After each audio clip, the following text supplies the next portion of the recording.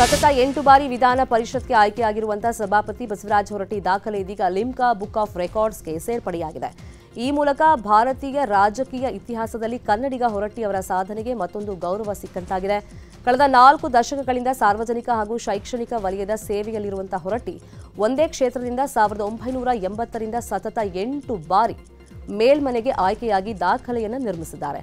43 ವರ್ಷಗಳಿಂದ ವಿಧಾನ ಪರಿಷತ್ ಸದಸ್ಯನಾಗಿರುವಂತಹ ಹೊರಟ್ಟಿ ಸದ್ಯ ಸಭಾಪತಿಯಾಗಿ ಕಾರ್ಯನಿರ್ವಹಿಸ್ತಾ ಇದ್ದಾರೆ.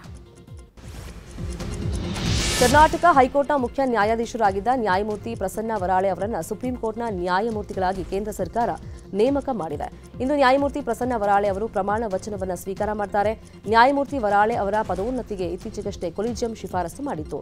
ಇದನ್ನು ಅನುಮೋದನೆ ಮಾಡಿರುವಂತಹ ಕೇಂದ್ರ ಸರ್ಕಾರ ವರಾಳೆ ಅವರನ್ನು ನೇಮಕ ಮಾಡಿ ಅಧಿಸೂಚನೆಯನ್ನು ಹೊರಡಿಸಿದೆ. ಇದರೊಂದಿಗೆ ಸುಪ್ರೀಂ ಕೋರ್ಟ್ಗೆ ಮಂಜೂರಾಗಿರುವಂತಹ ಎಲ್ಲಾ 34 ಹುದ್ದೆಗಳು ಭರ್ತಿ ಆದಂತೆ ಆಗಿದೆ.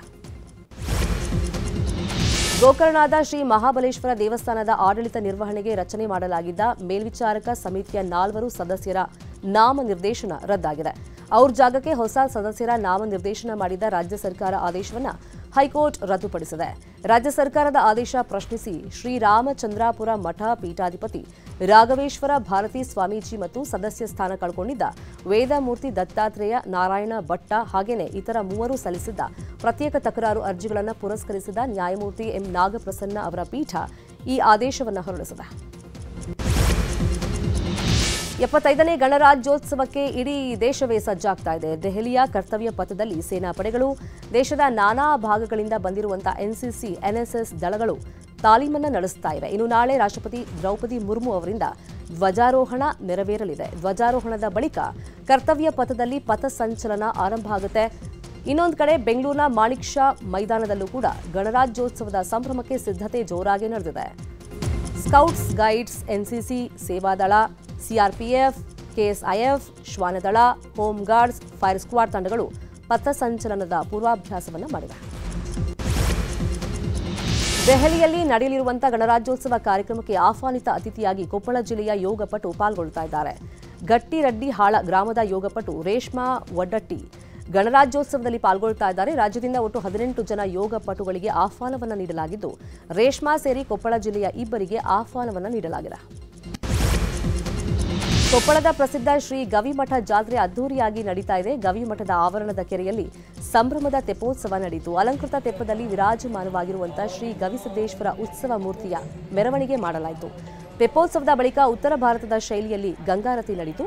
ಹರಿಯಾಣದಿಂದ ಬಂದಂತಹ ಅರ್ಚಕರು ಗಂಗಾರತಿ ಮಾಡಿದರು. ತುಂಗಭದ್ರಾ ಹಿನ್ನೀರಿನಲ್ಲಿ ನೀರ್ನಾಯಿಗಳು ಕಾಣಿಸಿಕೊಂಡಿವೆ. ಸಾಮಾನ್ಯವಾಗಿ ತುಂಗಭದ್ರಾ ಜಲಾಶಯದ ಮುಂಭಾಗದಲ್ಲಿ ಕಾಣಿಸಿಕೊಳ್ತಾ ಇದ್ವು. ಆದರೆ ಈ ಬಾರಿ ಹಿನ್ನೀರಿನ ಕಾತರ್ಕಿ ಗ್ರಾಮದಲ್ಲಿ ನೀರ್ನಾಯಿಗಳು ಕಾಣಿಸಿಕೊಂಡಿವೆ.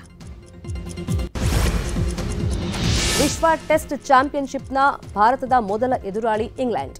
ಇವತ್ತು ಹೈದರಾಬಾದ್ನಲ್ಲಿ ಭಾರತ ತನ್ನ ಮೊದಲ ಟೆಸ್ಟ್ ಪಂದ್ಯ ಆಡಲಿದೆ. 5 ಪಂದ್ಯಗಳ ಸರಣಿಯ ಮೊದಲ ಪಂದ್ಯಕ್ಕೆ ರೋಹಿತ್ ಪಡೆ ಸಜ್ಜಾಗಿದೆ. ಮೊದಲ 2 ಟೆಸ್ಟ್ಗಳಿಗೆ ವಿರಾಟ್ ಕೊಹ್ಲಿ ಇರಲ್ಲ. ಕನ್ನಡಿಗ ಕೆಎಲ್ ರಾಹುಲ್ಗೆ ಬ್ಯಾಟಿಂಗ್ ಮೇಲೆ ಹೆಚ್ಚು ಗಮನ ಹರಿಸಲು ನಿರ್ಧರಿಸಲಾಗಿದೆ.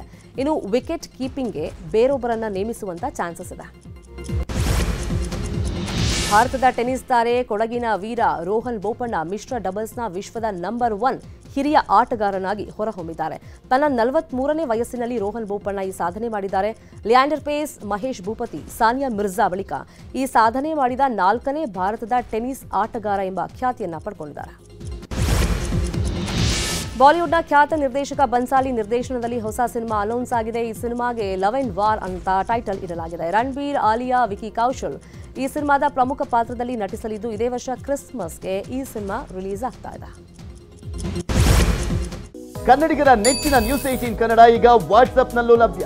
ಕರ್ನಾಟಕ, ದೇಶ ವಿದೇಶಗಳ 360 ಡಿಗ್ರಿ ಸುದ್ದಿಯ ವಿವರಗಳನ್ನ ನಿಮ್ಮ ಕೈ ಬೆರಳುಗಳಲ್ಲೇ ಪಡಿಲಿಕ್ಕೆ ಈ QR ಕೋಡ್ ಅನ್ನ ಸ್ಕ್ಯಾನ್ ಮಾಡಿ ನಮ್ಮ ಚಾನಲ್ ಫಾಲೋ ಮಾಡಿ, ನೋಟಿಫಿಕೇಶನ್ ಆನ್ ಮಾಡಿ.